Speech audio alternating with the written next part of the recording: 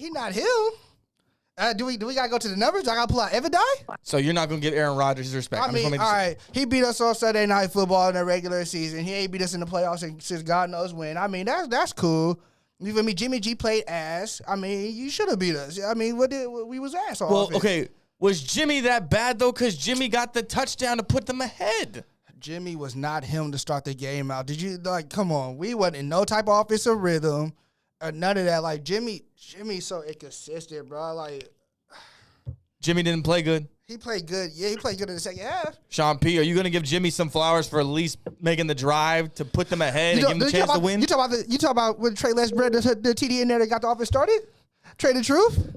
Wait, but see, here's the thing, and I'll put it simply like this: when we're looking at Trey Lance and when Shanahan's putting him in, the situations and the packages that he puts him in, he's putting him in when Niners at the 5-10 yard line to run a bootleg and stuff like that. He's not putting him in to run a whole entire drive. Now, granted, that's an entirely different conversation as well, but if we're relating it to specifically for Jimmy G didn't play well in the first half, nor did our defense, though. Nah. The defense early on gave up 30, 40-yarder bombs over the top.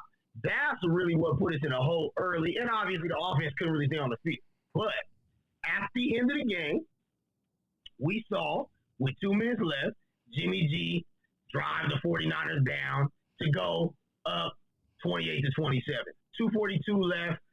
I can't necessarily be that mad at him, but I agree he didn't come out great in the first half of the Eagles game, nor in the Packers game. But that's not solely why we lost against the Packers. There's a lot of mistakes that were made on both sides, a lot of errors. I can look at maybe some coaching. I can look at the running game. We don't have any running backs right now. All our corners are hurt right now. And we just didn't play well defensively for most of the game. But I do feel like defensively we started to kind of, play a little bit better in the second half. The Packers and Aaron Rodgers weren't getting as easy, shots, across the field and stuff like that. But at the end of the day, the way I feel about it, 2 minutes left, Jimmy G took his daughter way down, go up 28-27. You have to be able to, if you want to win a playoff, you got to be able to stop a quarterback, stop an offense for at least 30 seconds. Leak, the floor is yours, sir. What's your reaction? Welcome back to the podcast, by the way. It's been a couple of weeks. What was your reaction Sunday night when the Niners lost? Glad to be back. I mean, as far as the Niners go, I'm not jumping out the window with the Niners. I don't really have too much to add to it. You got enough Niners fans on the podcast to speak for their own team.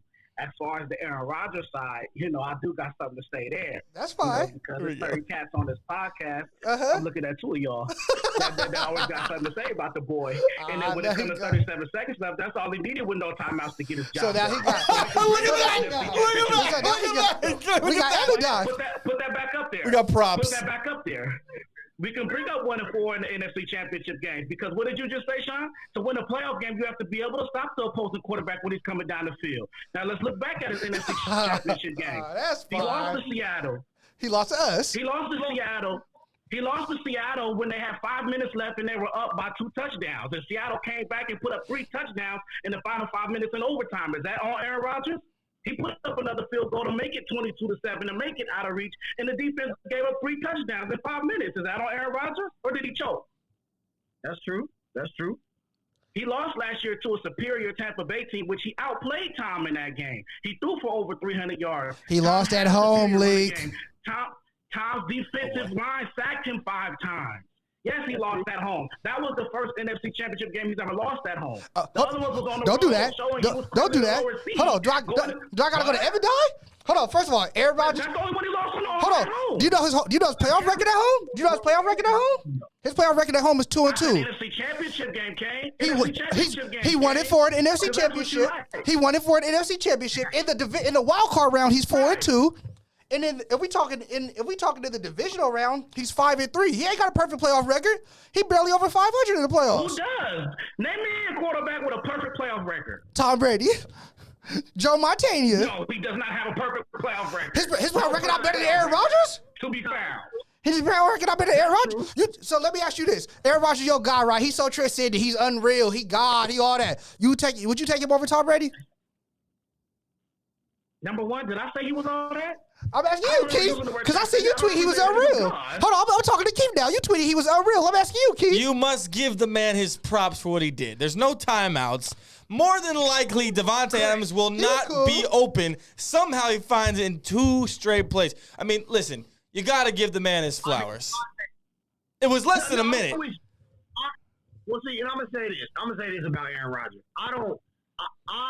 I can speak for myself personally. I don't think he's a bad quarterback. I think he's one of the all-time greats.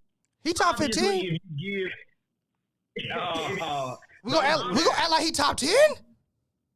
He's top 8 in playoff wins. I know that. Oh my God, that's fine. Oh, here we go. So who you put him above in the top 10? A lot of people. Who's a lot of people? Who's a lot of people? A lot of I asked people. you, son. Who's a lot of people? I put him over the last Packers great quarterback. What? You put him over Brett Favre? I mean, they got the same amount of Super Bowl wins. I mean, That is true. You have to admire that. That's fine. Did this win? Now, Go ahead. Granted, Aaron Rodgers is a great quarterback, all-time great. Obviously, we're talking specifically about just the most recent game. If you give an all-time great QB 30 seconds and stuff like that, that's fine. They do have time. I personally feel like, like I said, I kind of laid out a little bit more on the defense. The offense did what they were supposed to do, but not. You score, you get a touchdown, you're down by 6 points at that point. Aaron Rodgers just made two great throws on that drive to get them down to be able to take a 54-yard field goal. He's a great, and he's an all-time QB. He's one of the best talented pass throwers that we've seen, not only in my time, but probably of all time. Now, breaking down specifically him, when it comes down to his leadership, when it comes down to him not taking blame, when it comes down to him being more selfish, as we've seen over the years historically in his career, more than being selfless, not only from a countless number of teammates as well. I mean, Greg Jennings had not necessarily a recent interview, but he's had multiple interviews over the years. He obviously played alongside Aaron Rodgers for some seasons, and even he's one to say that not a great leader in the locker room, doesn't really take accountability for himself, for any of his mistakes, usually lays the blame on a lot of other people. Greg Jennings isn't the only person to say that. You had former assistant coaches and former GMs and operations of the Packers over the years that have also said the same thing and have reiterated, not a great teammate, doesn't really take accountability. Then you also had a former tight end that played with him, Jermichael Finley, and that was just a couple years ago. So these are multiple examples of him specific. Nothing to do necessarily with his talent on the field, but what we've seen historically from other people that have played with him or coached alongside him, say he's more selfish than selfless, thinks about himself, and doesn't really take accountability for the team as a leader, and doesn't perform well necessarily in some adverse situations, performs a little bit better when he has the lead in most situations.